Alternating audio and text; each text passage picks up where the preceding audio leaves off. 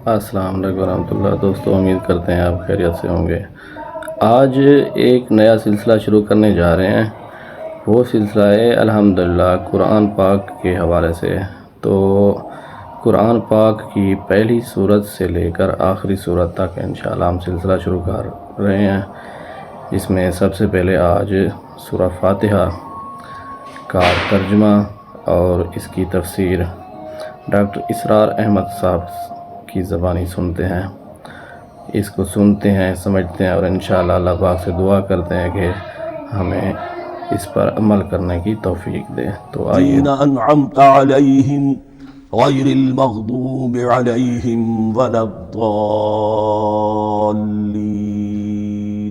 آمین۔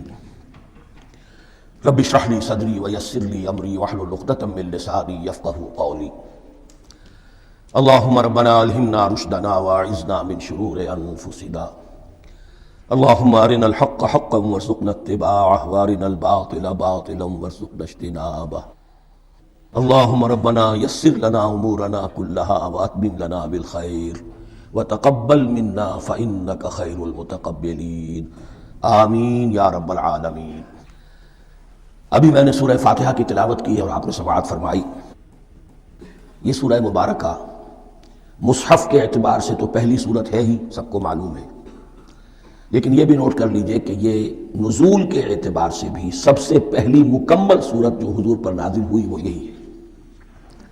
اس سے قبل متفرق آیات نازل ہوئی، 5 آیتیں سورہ علق کے آغاز میں، کچھ آیتیں سورہ قلم یا سورہ نون کے آغاز میں، کچھ آیتیں سورہ مزمل کی ابتدا کی، کچھ آیتیں سورہ مدثر کے آغاز کی۔ 5ویں وحی تقریباً اس پر اجماع ہے کہ یہ سورۃ الفاتحہ کی ہے اور یہ مکمل صورت ہے جو حضور پر نازل ہوئی۔ سورۃ الفاتحہ کے معنی ہوئے افتتاحی صورت۔ فتح یفتح کے معنی ہے کھولنا، مفتاح کنجی کو کہتے ہیں، چابی کو۔ تو یہ اوپننگ سورہ آف دی قرآن، قرآن حکیم کی افتتاحی صورت۔ ویسے جیسا کہ میں تعارف قرآن کے ضمن میں عرض کر چکا ہوں، عربوں کا یہ مزاج تھا کہ جس چیز سے انہیں خصوصی محبت ہوتی تھی اس کے بہت سے نام رکھتے تھے۔ اس کے بھی بہت سے نام ہیں۔ سورۃ الفاتحہ سب سے عام ہے، لیکن الکافیہ، الشافیہ، ام القرآن، اساس القرآن، کم سے کم یہ 4 نام تو میں سمجھتا ہوں کہ ہر مسلمان کو مزید معلوم ہونے چاہیے، اور بھی بہت سے نام۔ اس سورہ مبارکہ کی بالاتفاق و بالاجماع 7 آیتیں ہیں، اگرچہ ان کی ترتیب میں کچھ اختلاف ہے۔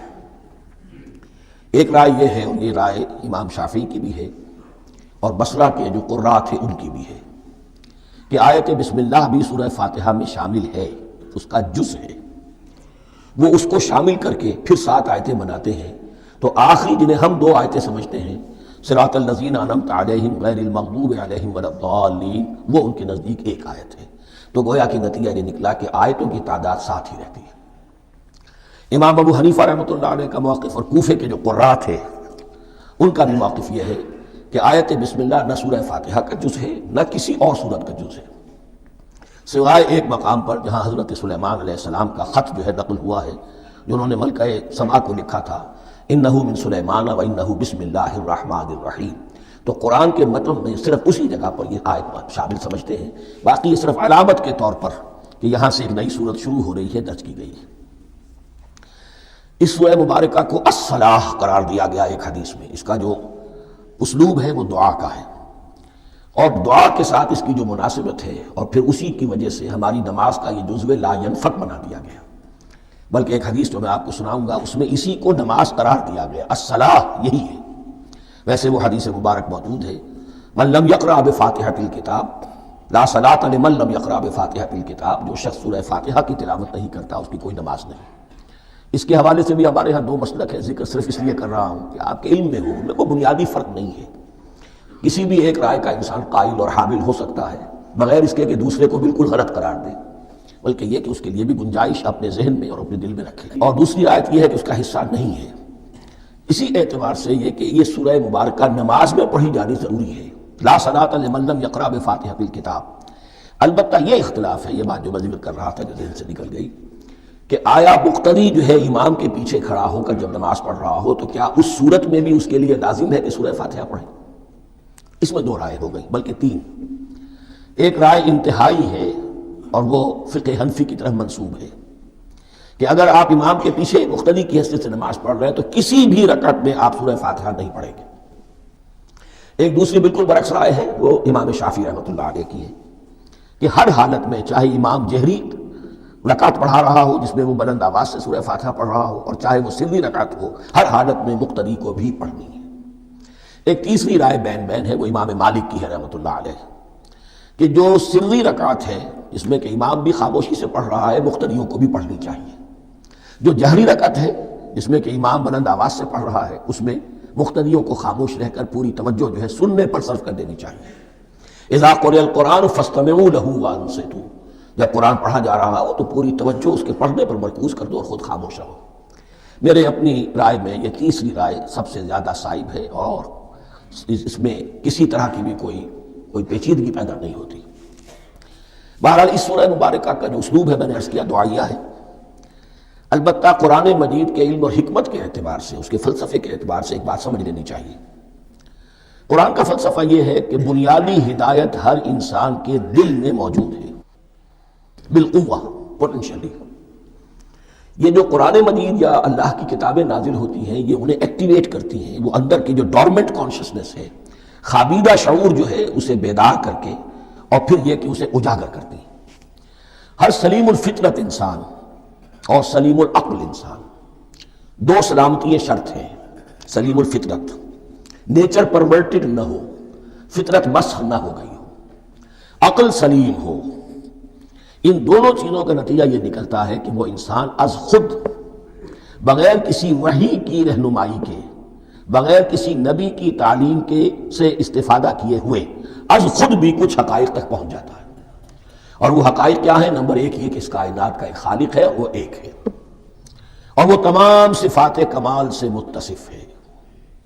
نمبر دو یہ کہ انسان کی زندگی صرف یہ زندگی نہیں ہے، بلکہ ایک اور زندگی ہے کہ جس میں اس زندگی کے اعمال کے نتائج برآمد ہوں گے۔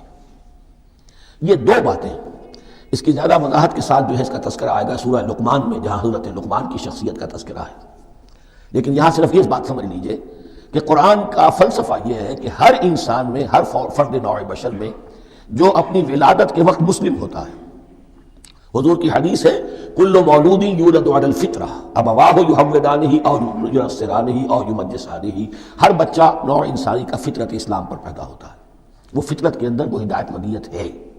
اب اگر وہ فطرت بس نہیں ہوئی اور عقل جو ہے وہ صحیح رخ پر کام کر رہی ہے تو ان دو حقائق تک وہ انسان خود پہنچ جائے گا۔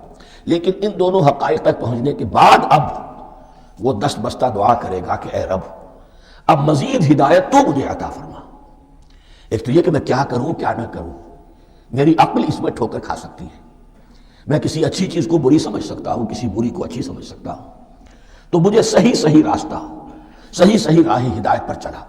یہ دعا ہے جو انسان کرتا ہے جبکہ وہ ایمان باللہ اور ایمان بالآخرہ تک خود پہنچ چکا ہوتا ہے، اور یہ سمجھتا ہے کہ صحیح زندگی کا رخ یہی ہے کہ جس رب کو میں نے پہچانا ہے کہ وہ اس کائنات کا خالق ہے اور مالک ہے اور رب ہے، میں اس کی بندگی کروں، اس کی اطاعت کروں، اس کا حکم مانوں، اس کے راستے پر چلوں۔ لیکن وہ راستہ کون سا ہے؟ اس کے لیے پھر دست بدعا ہوتا ہے کہ پروردگار تو میری رہنمائی فرما۔ یہ مقام ہے کہ جہاں آپ سمجھ لیجئے اپنے آپ کو بھی آج اس جگہ پر تصور کرتے ہوئے پھر اس سورہ مبارکہ کو پڑھیے کہ آپ اس مقام پر اللہ کے فضل و کرم سے پہنچ چکے ہیں کہ اللہ کو آپ نے پہچان لیا اور اس کی توحید کو جان لیا، اس کی جملہ صفات کمال سے آپ واقف ہو گئے۔ آپ یہ بھی جان گئے کہ بڑھ کر اس کے حضور میں حاضر ہونا ہے اور وہ حساب کتاب لے گا۔ پھر آپ نے یہ عہد بھی کر لیا کہ اب زندگی گزارنی ہے اس رب کی بندگی میں، اسی کی فرما برداری میں۔ اب یہاں کھڑے ہو کر آپ پوچھتے ہیں کہ اللہ مجھے وہ تفصیلی ہدایت عطا فرما، ایسا نہ ہو کہ کبھی میں کسی راستے پر چلتا ہوا کسی پگڈنڈی پر مڑ جاؤں اور وہ تھوڑی سی جو ڈیوییشن ہو میرے راستے کی وہ میری عاقبت کو برباد کر دے۔ یک لحظہ غافل گشتم و سر سال راہم دور شد، اس لیے کہ ہوتا یہی ہے سیدھے راستے سے ذرا سی کوئی پگڈنڈی جو ہے تھوڑے سے اینگل پر نکلی ہے، لیکن جب چلتے جائیں گے آپ تو جتنے آگے بڑھیں گے اس پر، اس راہ صراط مستقیم سے آپ اتنے ہی زیادہ دور ہوتے چلے جائیں گے۔ یہ ہے قرآن مجید کی حکمت اور فلسفے کے اعتبار سے اس سورہ مبارکہ کا مقام۔ اب آئیے ہم بسم اللہ کرتے ہیں۔ بسم اللہ الرحمن الرحیم، شروع کرتا ہوں میں اللہ کے نام سے جو رحمان اور رحیم ہے۔ اس پر کچھ گفتگو ہو چکی ہے تعارف قرآن کے ضمن میں، کہ رحمان اور رحیم دو نام ہیں کہ جو رحمت کے مادے سے نکلتے ہیں۔ رحمان میں اللہ تعالیٰ کی رحمت کا جوش، ہیجانی کیفیت، طوفانی کیفیت، اور رحیم میں اللہ تعالیٰ کی رحمت کا دوام اور تسلسل۔ یہ دونوں کیفیات اللہ کی رحمت میں بیک وقت موجود ہیں، جس کا ہم تصور نہیں کر سکتے۔ ہم سمندر کو دیکھتے ہیں، متلاطم سمندر ہے، اس میں ہیجان ہے، طوفان ہے۔ دریا کو دیکھتے ہیں کہ وہ سکون کے ساتھ چل رہا ہے، خاموشی سے چل رہا ہے، بہہ رہا ہے، بس تسلسل کے ساتھ بہہ رہا ہے۔ ہم ان دونوں کیفیات کو علیحدہ علیحدہ دیکھتے ہیں تو ہمارا ذہن ان دونوں کو بیک وقت اس کا تصور نہیں کر سکتا، تخیل ممکن نہیں۔ لیکن اللہ کی رحمت کی یہ دونوں شانیں مستقلاً ہر وقت موجود ہیں، بیک وقت، اسی لیے ان دونوں کے درمیان کہیں حرف عطف نہیں آئے گا۔ بسم اللہ الرحمن الرحیم، الحمدللہ رب العالمین، کل حمد، اور حمد کو ذہن میں رکھ لیجئے، حمد مساوی ہے تعریف جمع شکر۔ عام طور پر ترجموں میں ایک لفظ لایا جاتا ہے، کل تعریف اللہ کے لیے، یہ کافی نہیں ہے۔ تعریف آپ کسی شے کی کر سکتے ہیں جس میں کوئی حسن ہے، خوبی ہے، کسی بھی اعتبار سے، خواہ آپ کو اس کے حسن و خوبی سے کوئی فائدہ حاصل نہیں ہو رہا۔ ایک پھول ہے، بہت خوبصورت ہے، بس ٹھیک ہے، خوبصورت ہے، آپ نے کہا، تعریف کر دی۔ شکر کرتے ہیں آپ اس شے کا جس سے آپ کو کوئی فائدہ پہنچا ہو، استفادہ ہوا ہو، آپ کی کوئی ضرورت پوری ہوئی ہو، آپ کی کوئی مشکل رفع ہوئی ہو۔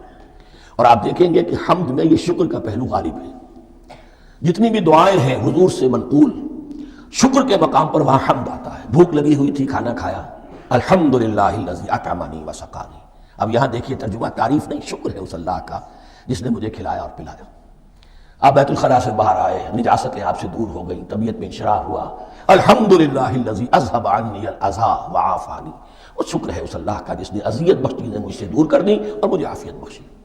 تو یہ الحمدللہ رب العالمین، اللہ تعالیٰ کا حسن و کمال اور حسن و جمال اپنی جگہ بھی اس انتہا کا ہے کہ جتنی تعریف اس کا حق ہے ہم کر ہی نہیں سکتے، لیکن اس کے احسانات اور انعامات ہم پر اتنے ہیں کہ ہم ان کو بھی گن نہیں سکتے۔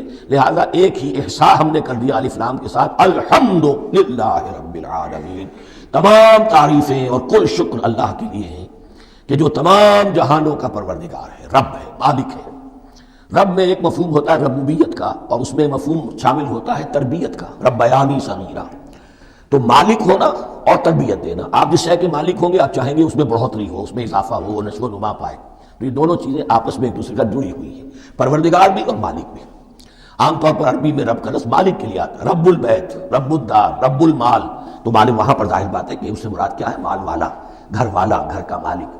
تو کل شکر اور کل تعریف اس اللہ کے لیے ہے جو تمام جہانوں کا مالک بھی ہے اور پروردگار بھی ہے۔ الرحمن الرحیم، رحمان ہے اور رحیم ہے۔ اب دوبارہ اس کی میں وضاحت نہیں کروں گا۔ مالک یوم الدین، یوم دین کا مختار مطلق ہے۔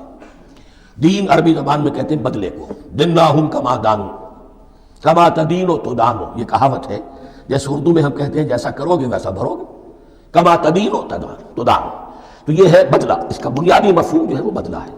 تو بدلے کا ایک دن ہے جس دن فیصلہ ہوگا کہ کون کیا کما کر لایا ہے، اسے کیا بدلہ ملنا چاہیے۔ آیا اس کا برائیوں کا پلڑا بھاری ہے کہ اسے سزا ملنی چاہیے، یا اس کی حسنات اور نیکیوں کا پلڑا بھاری ہے کہ اسے جزا ملنی چاہیے، اس کا انعام اور اکرام کے ساتھ معاملہ کیا جانا چاہیے۔ وہ ایک دن ہے، اسے ہم یوم القیامہ کہتے ہیں۔ اور لیکن اصل بات جو یہاں کہی گئی، یعنی ایک جملے میں تین باتوں کا اعتراف ہو رہا ہے۔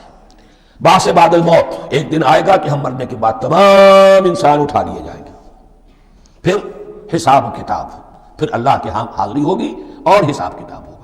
اور تیسرا یہ کہ اس حساب کتاب کے دن کا مختار مطلق اللہ ہے، یعنی کسی اور کو اپنے ذہن میں سہارا بنا کر آپ زندگی گزاریں کہ وہ مجھے چھڑا لے گا، یا وہ ہستی جو ہے اتنی زوردار ہے کہ وہ مجھے بچا لے گی، اس سے اپنے دل کو، اپنے ذہن کو بالکل پاک کر لیجئے۔ مالک یوم الدین، ایک دوسری جگہ پر قرآن میں آیا ہے، اس روز کوئی پکارنے والا پکارے گا، لمن الملک اليوم للہ الواحد القہار، آج کے دن کس کا اختیار مطلق ہے؟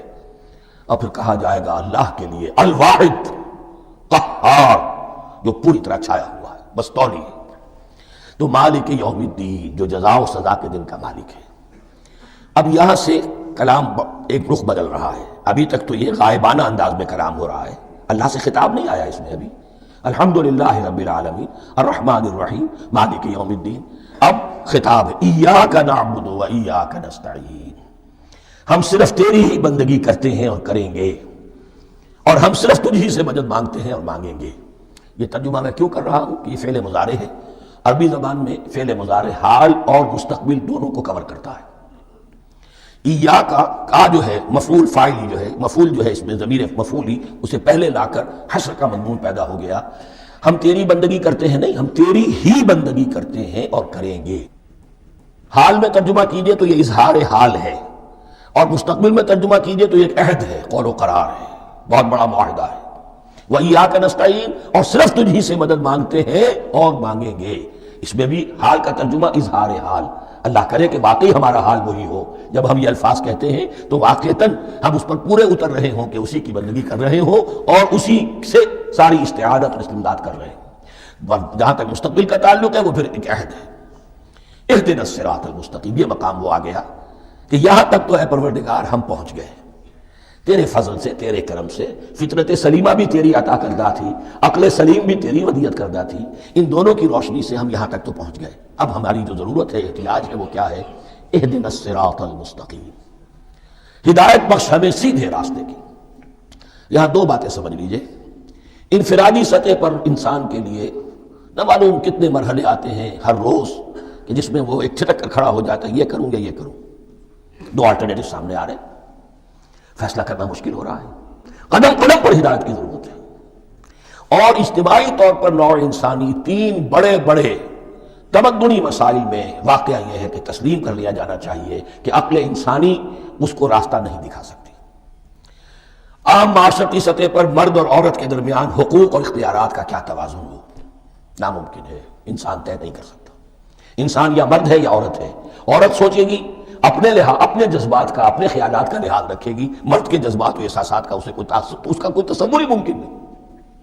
مرد سوچے گا اسے اپنے احساسات معلوم ہے، لیکن یہ کہ عورت کے احساسات سے وہ نابلد ہے، ان کو محسوس کر ہی نہیں سکتا۔ لا محالہ وہ اپنے بارے میں وہ جو بھی نظام بنائے گا اس میں وہ اپنی بالادستی رکھے گا۔ وہ تو ایک ہی ہستی ہو سکتی ہے کہ جو دونوں کی خالق ہے، مرد کی بھی عورت کی بھی، اور اس کو دونوں سے محبت ہے، دونوں کا خیر خواہ ہے، دونوں کا رب ہے، دونوں کو پروان چڑھانا چاہتا ہے۔ اسی طرح فرد اور معاشرہ یا ریاست، حکومت اور ریاست ہمیشہ یہ چاہتی ہے کہ سارے اختیارات ہمارے ہاتھ میں آ جائیں، ٹوٹلیٹیرین سوسائٹی ہو، بس ہم حکم دیں اور لوگ اس پر چلیں۔ افراد یہ چاہتے نہیں، ہمیں آزادی ہونی چاہیے۔ اب آپ دیکھیے کہ دنیا میں کتنے جھگڑے چلتے ہیں اسی پر، فریڈم فریڈم فریڈم۔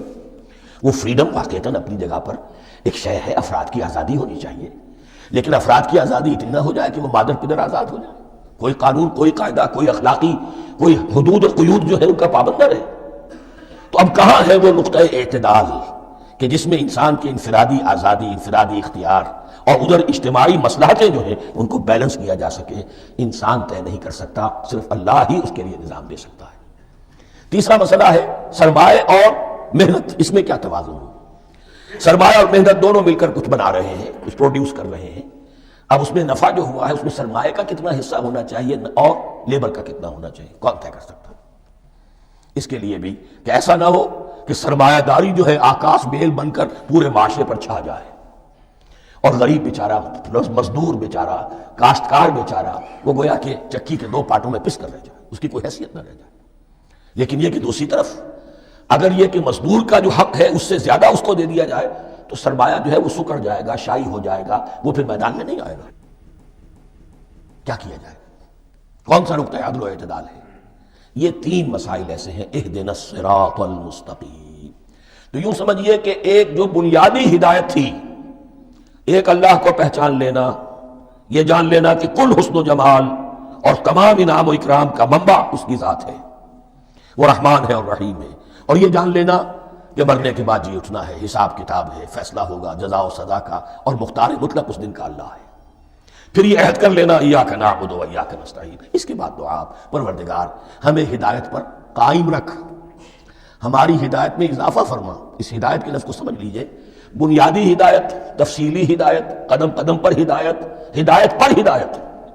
والذین اہتدوا زادہم ھدی، جو لوگ ہدایت کے راستے پر آتے ہیں اللہ ان کی ہدایت میں اضافہ کرتا ہے۔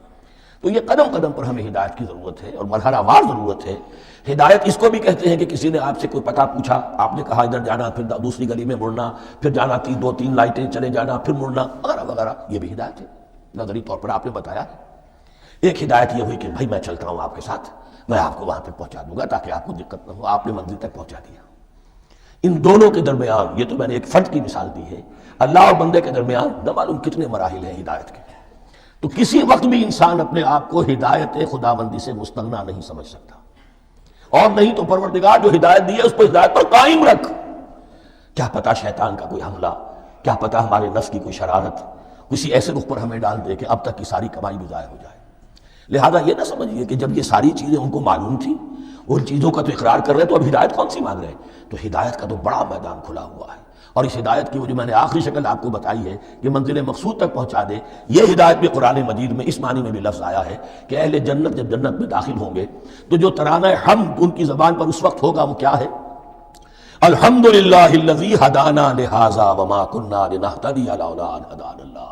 کل شکر اس اللہ کا جس نے ہمیں یہاں تک پہنچا دیا، ہدایت دی یہاں تک پہنچا دیا، اور ہم ہرگز نہ پہنچ پاتے، ہم ہرگز ہدایت یافتہ نہ ہو سکتے اگر اللہ ہی ہمیں ہدایت نہ دیتا. اہدنا الصراط المستقیم، سیدھا راستہ، صراط الذین انعمت علیہم. اب اس کی مزید وضاحت ہے، راستہ اس کا ان لوگوں کا جن پر تیرا انعام ہوا. یہ کون لوگ ہیں؟ اس کی وضاحت آپ کو ملے گی سورہ نساء میں. من یطع اللہ والرسول فاولئک مع الذین انعم اللہ علیہم من النبیین والصدیقین والشہداء والصالحین. 4 طبقات ہیں منعم علیہم جن پر اللہ کا انعام ہوا ہے. چوٹی پر انبیاء کرام، اس کے بعد صدیقین کرام، اس کے بعد شہداء عظام، اس کے بعد عام صالح مسلمان صالح ہو. یہ بیس لائن ہے. اس سے اوپر کا درجہ شہداء کا ہے، اس سے اوپر کا درجہ صدیقین کا ہے، اور پھر اس سے اوپر کا درجہ انبیاء کا ہے. انبیاء میں سے پھر وہ بھی ہوتے ہیں کہ جو اولو العزم میں من الرسل ہیں، لیکن یہ 4 طبقات ہیں، ان کے راستے پر ہمیں چلا. غیر المغضوب علیہم ولا الضالین، جو مغضوب علیہم نہیں ہوئے، جن پر تیرا غضب نہیں ہوا. اور غضب ہوتا ہے ان پر کہ جو ہدایت کے واضح ہونے کے بعد ہدایت کو ترک کر دیں، وہ ہے مغضوب علیہم. جنہیں ہدایت مل گئی ہو، ہدایت کو پہچان لیا ہو، پھر اپنی شرارت نفس کی وجہ سے، اپنی نفسانیت کی وجہ سے، اپنے تکبر کی وجہ سے، اپنے حسد کی وجہ سے وہ اس حق کو رد کر دیں، اس کو ترک کر دیں، ان پر اللہ کا غضب آتا ہے. اور اس میں اس کی بہت بڑی مثال تاریخ کے اعتبار سے یہودی ہے. اللہ نے انہیں ہدایت دی، کتابیں عطا کی، تورات، انجیل، زبور، سینکڑوں نبی ان میں مبعوث کیے. 1400 برس تک نبوت کا تار ٹوٹا ہی نہیں، مسلسل. ابتدا میں بھی 2 نبی، موسیٰ اور ہارون، اور اختتام پر بھی 2 نبی، عیسیٰ اور یحییٰ علیہ السلام. اور ان کے مابین کوئی لمحہ نہیں آیا ہے تاریخ بنی اسرائیل میں جبکہ کوئی نہ کوئی نبی موجود نہ ہو. لیکن انہوں نے اپنی شرارت نفس کی وجہ سے ہدایت تورات سے بھی منہ موڑا، اور پھر سب سے بڑی بات یہ کہ ہدایت محمدی سے، ہدایت قرآنی سے بھی صلی اللہ علیہ وسلم منہ موڑا. وہ ہے مغضوب علیہم ولا الضالین، اور نہ ہی گمراہ ہوئے. یہ لفظ جو آتا ہے عربی زبان میں گمراہ کا بھی ہے اور تلاش حق میں بھٹکنے والے کا بھی ہے. ایک وہ شخص ہے جس پر حق ابھی واضح نہیں ہوا، وہ تلاش میں ہے، اس کے لیے بھی ضال کا لفظ آئے گا. اسی طرح کوئی شخص کسی کے عشق اور محبت میں ایسا ہو جائے، دیوانہ ہو جائے، اس کو بھی ضال کہتے ہیں. یعنی اس کے اوپر جذبات کا اتنا غلبہ ہو گیا ہے کسی کی محبت اور عشق کی بنا پر. تو حضور کے لیے یہ لفظ آیا ہے وَوَجَدَكَ ضَالًّا فَهَدَىٰ، اور یہ تو سورۃ الضحیٰ ہے، اکثر بیشتر لوگوں کو یاد ہوگی. تو یہ جو ضال کا لفظ ہے اس میں سمجھ لیجئے ضروری نہیں ہے کہ وہ گمراہ ہو، بلکہ وہ بھی کہ جو ابھی راہ ہدایت کی طلب میں، اس کے حصول کے لیے اس کی تلاش میں کوشاں ہیں. اور وہ بھی کہ جو کسی مغالطے کی وجہ سے حق سے منحرف ہو جائے.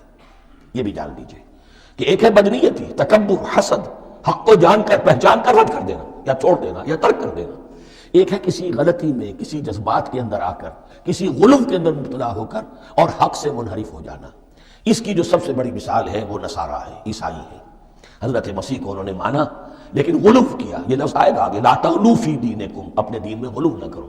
جیسے ہمارے ہاں بھی بعض لوگ ہیں جو حضور صلی اللہ علیہ وسلم کی تعریف میں، حضور صلی اللہ علیہ وسلم کے ساتھ اپنی محبت کے اظہار میں غلو کر جاتے ہیں. یہ انتہا درجے کو ہو گیا تھا حضرت مسیح علیہ السلام کے ماننے والوں میں، اور اس کی بنا پر انہوں نے تثلیث کا عقیدہ ایجاد کر لیا اور حضرت مسیح علیہ السلام کو اللہ کا بیٹا بنا دیا. تو اس کی سب سے بڑی مثال ضالین کی اس اعتبار سے کہ ہدایت پانے کے بعد کسی بدنیتی سے نہیں بلکہ کسی اچھے جذبے میں غلو کی وجہ سے.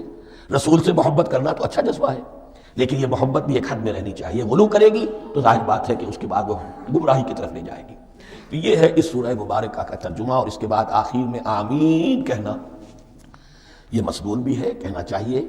البتہ اختلاف یہاں بھی صرف اتنا ہے کہ نماز میں جب آپ امام کے ساتھ ہیں، وہ اگر جہری قرات کر رہا ہے تو آیا اس کے بعد آپ کو بھی بالجہر کہنا ہے آمین یا نہیں کہنا، یہ اختلاف ہے، ان میں کوئی فرق واقع نہیں ہوتا۔ یہ چیز متفق علیہ کہ کہنا ہے آمین، بلکہ یہ آمین تو یہودیوں میں ہے، یہ آمین جو ہے یہ عیسائیوں میں بھی ہے، ان کی بھی جو پریئر لارڈس پریئر ہے اس کے بعد آمین، وہ آمین کہتے ہیں، وہ فرق لفظ ایک ہی ہے، اس لیے کہ عبرانی زبان اور عربی زبان، یا تو ہم یہ کہہ سکتے ہیں کہ دونوں بہنیں ہیں، کوئی ایک مشترک زبان تھی ان کی ماں جس کی یہ دو بیٹیاں ہیں، اور یا یہ کہنا پڑے گا کہ عربی زبان کی ماں جو ہے وہ عبرانی زبان ہے۔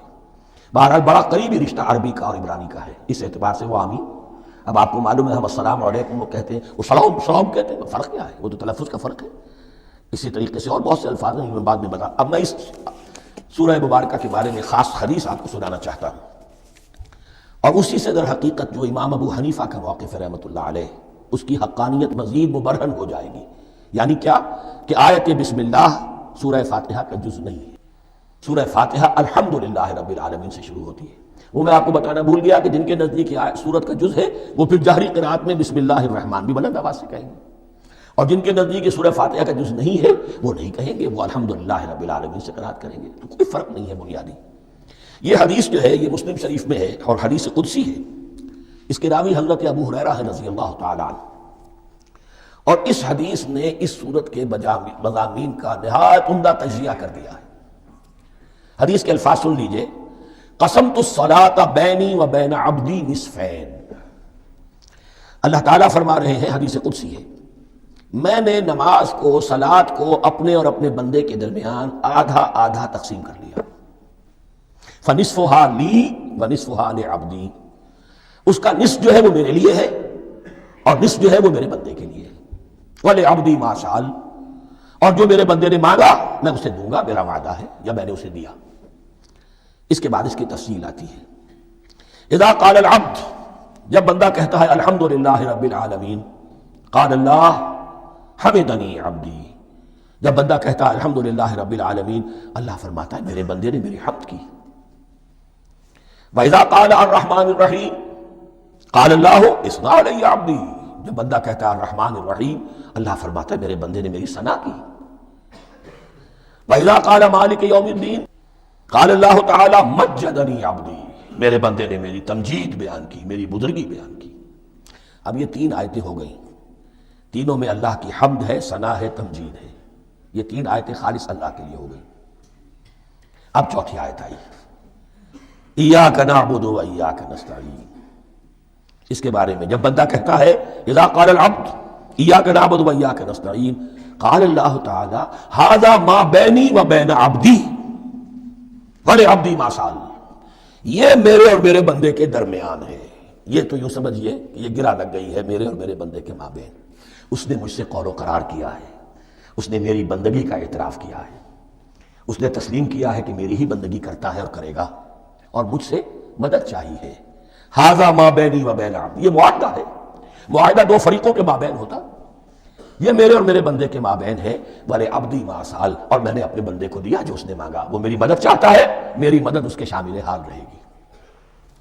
فَإِذَا قَالَ، اور جب بندہ کہتا ہے اهْدِنَا الصِّرَاطَ الْمُسْتَقِيمَ صِرَاطَ الَّذِينَ أَنْعَمْتَ عَلَيْهِمْ غَيْرِ الْمَغْضُوبِ عَلَيْهِمْ وَلَا الضَّالِّينَ، قال اللہ تعالی ھذا لعبدی ولعبدی ما سأل، یہ تین آیتیں یہ میرے بندے کے لیے، اهْدِنَا الصِّرَاطَ الْمُسْتَقِيمَ، اسی صراط مستقیم کی وضاحت ہے مثبت، صراط الذین انعمت علیہم، اسی صراط مستقیم کی وضاحت ہے منفی انداز میں، غیر المغضوب علیہم ولا الضالین، یہ سب میرے بندے کے لیے ہے اور میں نے اپنے بندے کو دیا جو اس نے مانگا۔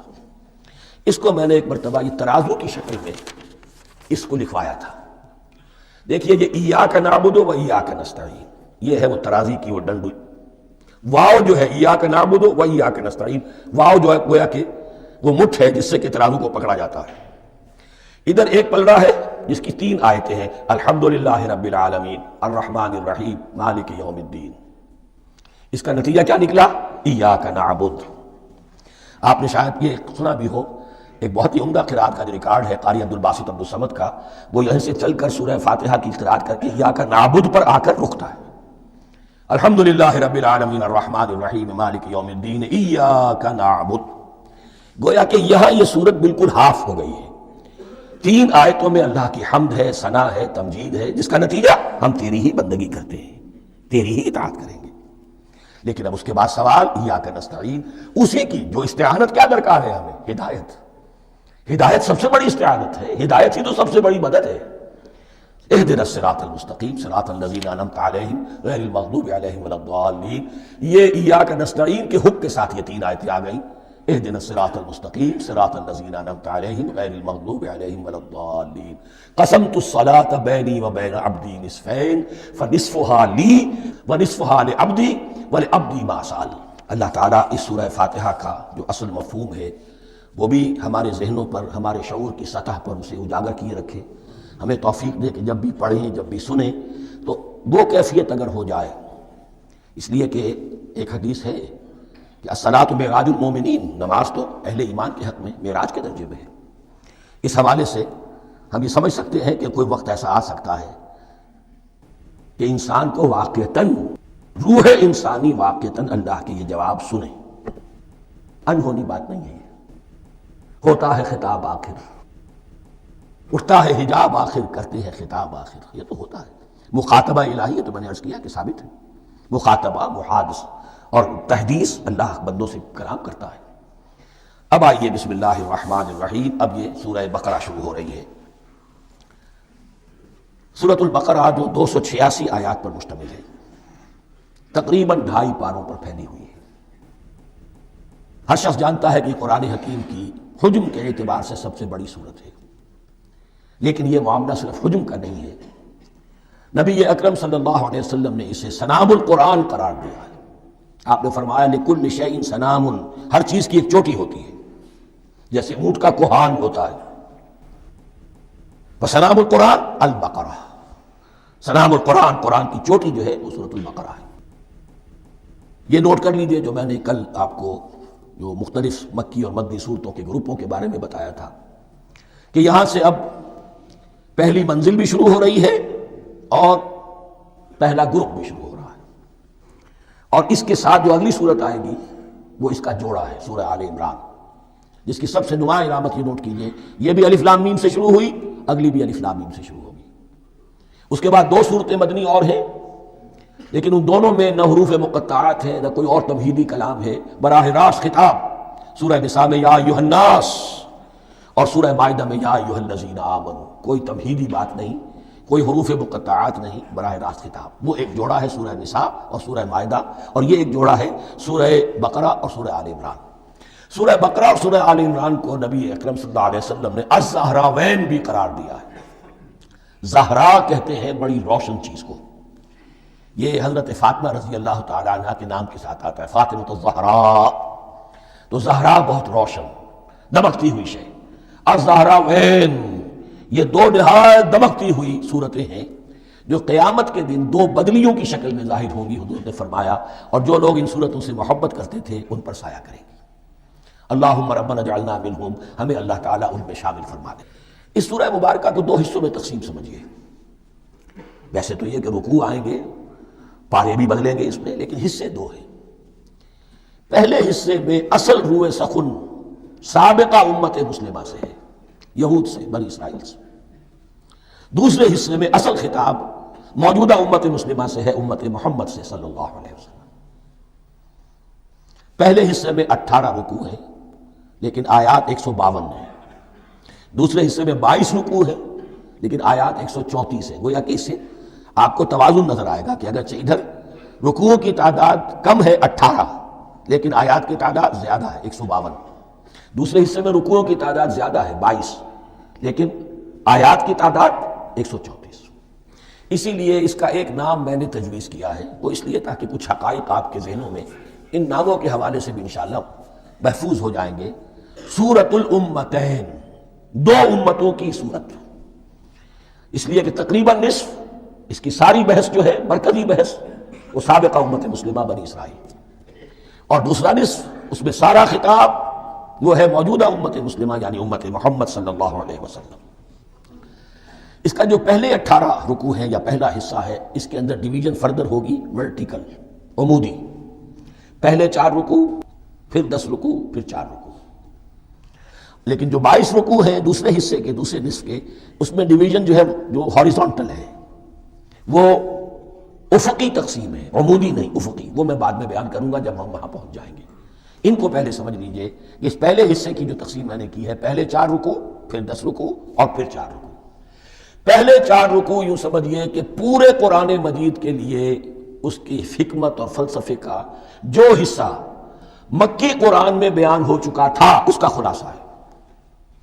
جب یہ صورت نازل ہو رہی ہے تو یہ تو مدینہ میں حضور تشریف لا چکے ہیں، 12-13 سال جو ہے گزر چکے ہیں، اور ان 12-13 سالوں کے دوران 2/3 قرآن نازل ہو چکا ہے. اس میں جو بھی حکمت، فلسفہ اور بنیادی دعوت، یہ جو چیزیں مکی قرآن میں بیان ہوئی، ان کا خلاصہ نچوڑ نکال کر یہاں 4 رکوعوں میں رکھ دیا گیا. اگرچہ ان میں بھی جب گہرائی میں آپ دیکھیں گے تو روح سخن جو ہے وہ بنی اسرائیل کی طرف ہے، وہ میں بعد میں عرض کروں گا، لیکن اضافی طور پر یہ سمجھ لیجئے کہ پورے مکی قرآن کے حکمت اور پیغام کا خلاصہ ان 4 رکوعوں میں. پھر 10 رکوع ہیں جن میں براہ راست خطاب ہے سابقہ امت مسلمہ، یا بنی اسرائیل. اس کے بھی 2 حصے ہیں. پہلے ایک رکوع میں دعوت ہے، بڑا انداز اس کا بڑا پیارا ہے، اس میں دعوت ہے، ایمان لاؤ محمد پر صلی اللہ علیہ وسلم. اور اس کے بعد 9 رکوع ہیں ملامت کے، ملامت، تنقید. تم نے یہ کیا اور یہ کیا اور یہ کیا، ہم نے یہ احسان کیے، یہ احسان کیے، یہ احسان کیے، تم نے یہ ناشکری کی، یہ ناشکری کی، یہ ناشکری کی.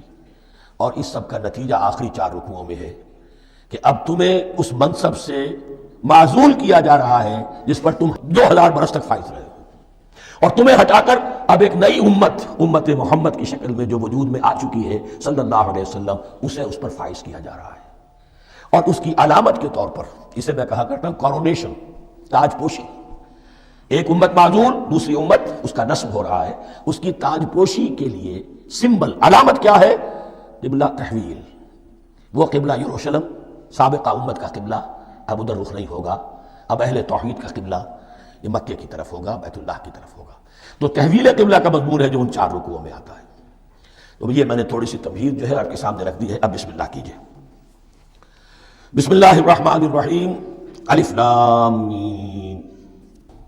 الف لام میم یہ حروف مقطعات ہیں، یہ علیحدہ علیحدہ پڑھے جاتے ہیں، علم نہیں پڑھ سکتے اس کو. الف لام میم، ہا میم، ہا علیحدہ، میم علیحدہ، اگرچہ لکھے ہوئے ہوتے ہیں جڑے ہوئے. کاف ہا یا عین صاد لکھے ہوئے جڑے ہوئے پڑھے جائیں گے علیحدہ علیحدہ، قطع علیحدہ کرنا. تو حروف مقطعات، ان کے بارے میں ایک بات تو جو ہے اجماعی ہے، سب کے نزدیک مسلح ہے. ان کا کوئی حتمی مفہوم اور ان کے حتمی معنی کسی کو معلوم نہیں سوائے اللہ اور اس کے رسول کے. اس معنی میں یوں بھی کہا گیا یہ کوڈ ورڈز ہیں،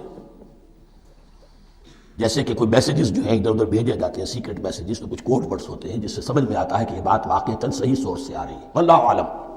لیکن اس کا کوئی مفہوم اور اس کے معنی جو ہیں وہ اتفاق اس پر ہے، اگرچہ بعض حضرات نے کچھ اپنی سی کوشش کی ہے، کچھ مفہوم جو ہے بنانے کی، وہ اپنی جگہ پر ہے. لیکن یہ کہ کسی حضرت عبداللہ ابن عباس رضی اللہ تعالیٰ عنہما نے بعض ایسی کوششیں کی ہیں، لیکن ان کی رائے کو بھی ان کی ذاتی رائے سمجھا گیا ہے، امت نے اسے قبول نہیں کیا. اجماع اور کنسنسس اسی پر ہے کہ اس کے معنی اور مفہوم کسی کو معلوم نہیں سوائے اللہ اور اس کے رسول کے. البتہ بعض چیزیں ایسی ہیں کہ وہ اگر نوٹ کر لی جائیں تو شاید آئندہ ہے اس میں کچھ راز کھلنے کے امکانات پیدا ہو جائیں. دیکھیے عربی زبان کے جو الفابیٹس ہیں ان کی تعداد 29 ہے یا 28 ہے، میں بتا چکا ہوں. الف اور حمزہ کو ایک سمجھے تو 28 ورنہ 29. پہلی بات یہ نوٹ کیجئے قرآن حکیم کی 114 صورتوں میں سے 29 صورتوں میں ان کے شروع میں یہ حروف مقطعات آئے. دوسری بات یہ کہ اس میں 28 کا نصف کیجئے تو 14 استعمال ہوئے، 14 نہیں استعمال ہوئے، بالکل آدھی تعداد استعمال ہوئی ہے. تیسرے یہ کہ جو شروع اور آخر اور درمیان 3 حصوں میں تقسیم کر دیجئے آپ، 9 9 9 پنواڑی 27، ایک طرف 10 رہ جائیں گے. پہلے حصے میں سے بہت کم حروف لیے گئے، بہت کم. آخری حصے کے تقریباً تمام حروف ہیں تقریباً. درمیانی حصہ وہ ہے کہ جس میں آپ نے دیکھا ہے کہ عربی میں جوڑوں کی شکل میں ہے، صاد ضاد، فرق کیا ہے نقطے کا، سین شین فرق کیا ہے نقطوں کا، را زا فرق کیا ہے نقطے کا. تو جو بھی نقطے والا لفظ ہے وہ نہیں لیا گیا، اور جو بغیر نقطے کے غیر منقوط ہے وہ لیا گیا. پھر اس میں 3 صورتیں ہیں جن میں ایک ایک حرف آیا ہے، سورہ قاف، سورہ نون، سورہ صاد. پھر صورتیں ہیں جن میں 2 2 آئی ہیں، جن میں 3 3 آئے ہیں، پھر 4 4 آئے ہیں. دو ہی صورتیں ہیں جن میں 4 ہیں اور 2 ہی صورتیں جن میں 5 ہیں۔ تو یہ ہے صرف یوں سمجھیے کہ اعداد و شمار۔ اس کے حوالے سے کچھ آدمی غور کرے تو شاید کوئی بات نکلے۔ باقی وہ مثال میں آپ کو بتا دیتا ہوں کہ حضرت عبداللہ ابن عباس نے ایک رائے ظاہر کی کہ الف لام میم در حقیقت ایک جملے کا خلاصہ ہے۔ انا اللہ اعلم، پہلا لفظ انا اس کا الف لے لیا، درمیانی لفظ اللہ اس کا درمیانی لام لے لیا، تیسرا لفظ اعلم یہ آخری لفظ ہے، آخری حرف میم لے لیا۔ انا اللہ اعلم، میں اللہ جانتا ہوں، واللہ اعلم، واقعتاً اللہ ہی جانتا ہے۔ یہ حضرت عبداللہ ابن عباس کی رائے ہے، لیکن اگرچہ انہیں حبر الامت مانا گیا ہے، لیکن یہ کہ ان کی اس رائے کو بھی اکثر و بیشتر مفسرین نے قبول نہیں کیا۔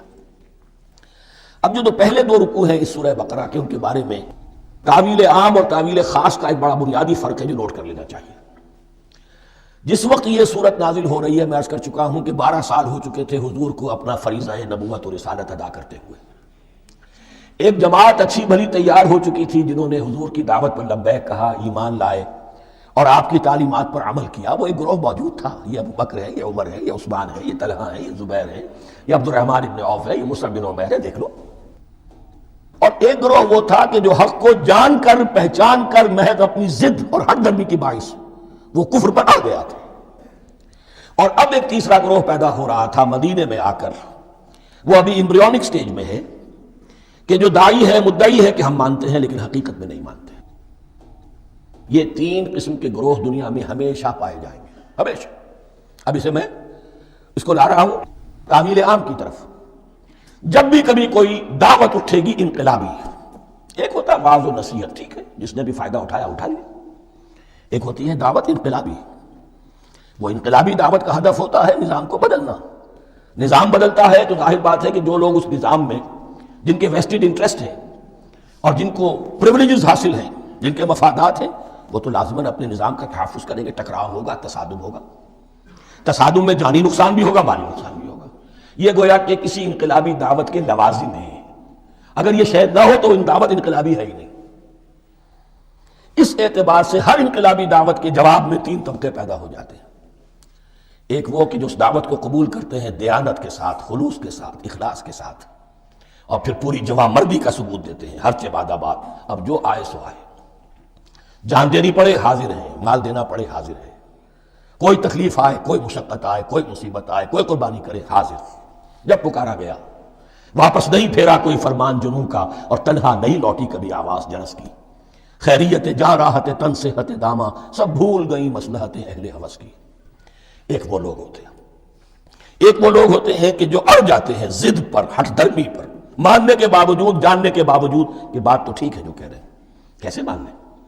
ہماری سیادت، ہماری چودراہٹ، ہمارے مفادات، ہمارے یہ ساری چیزیں ان سب کے اوپر زد پڑ رہی ہے۔ یہ لوگ اڑ جاتے ہیں، اور پھر کوئی دعوت، کوئی نصیحت، کوئی مزید افہام و تفہیم ان کے حق میں مفید نہیں ہوتی۔ اس لیے کہ صحیح بات ہے جو کہتے ہیں کہ سوتے کو تو جگایا جا سکتا ہے، جاگتے کو کیسے جگائیں؟ کوئی سویا ہوا ہے تو آپ جگا دیں گے، جو جاگا ہوا ہے لیکن وہ بنا ہوا ہے، وہ اٹھنے کو تیار ہی نہیں ہے، تو آپ کیسے اٹھا دیں گے اس کو؟ تو جو لوگ جان بوجھ کر حق کو پہچان کر رد کر دیتے ہیں، پھر ان کے حق میں کوئی دعوت، کوئی نصیحت، کوئی تبلیغ، کوئی انذار، کوئی تبشیر مفید نہیں ہوتی۔ تیسرا درجہ ایسے لوگوں کا ہوتا ہے جو یا تو شروع میں آتے ہی شرارت کے ارادے سے، کوئی مصلحت ہے جس کی وجہ سے اس دعوت کو قبول کر لیا، کوئی ذاتی منفعت ہے جس کے لیے قبول کر لیا، یا یہ کہ شروع میں تو اخلاص کے ساتھ آتے ہیں لیکن جب قربانی دینے کا وقت آتا ہے تو ان کے اندر سیرت و کردار کی وہ مضبوطی نہیں ہوتی کہ ہر چہ بعد آباد، یہ نہیں ہوتی۔ وہ پھر ڈگمگاتے رہتے ہیں، کبھی کچھ چلے پھر کہیں ٹھٹک کر رہ گئے، پھر کہیں کچھ چلے پھر ٹھٹک کر رہ گئے۔ یہ تیسرا طبقہ ہے کہ جو کہتا ہے، دعوی مدعی ہے کہ ہم نے مانا ہے، قبول کیا ہے، بات ٹھیک ہے، کچھ تھوڑا بہت چلتے بھی ہیں، لیکن جہاں مشکل آئی چٹک کر کھڑے ہو گئے، اونھے منہ گر پڑے۔ یہ تیسرا طبقہ ہے۔ اس کے لیے لفظ ہمارے ہاں منافقین بھی ہے، لیکن اس رکوع میں آ کر، ابھی ان 4 رکوعوں میں نہیں بلکہ سورہ بقرہ میں مکمل میں بھی کہیں نفاق کا لفظ نہیں آیا ہے، اس لیے کہ اسے مرض سے تعبیر کیا گیا۔ یہ مرض ہے ایک، اور اس مرض کے ذریعے سے لوگوں کے اندر جو ہے وہ ایک نفاق کا بیج پڑ رہا ہے، جو ظاہر ہوگا تو منافقت پوری کی پوری کھل کر سامنے آ جائے گی۔ روگ ہے انسانی شخصیت کا، اس حوالے سے وہ تیسری، اور یہ چونکہ اہم ترین حصہ تھا، اور یہ مرض اب شروع ہو رہا تھا، مدینے میں، مکے میں نہیں تھا، لہذا زیادہ تفصیل سے اس کے بارے میں گفتگو ہوئی۔ اب ان دو رکنوں کا سلسلے وار مطالعہ انشاءاللہ اس دوسری نشست میں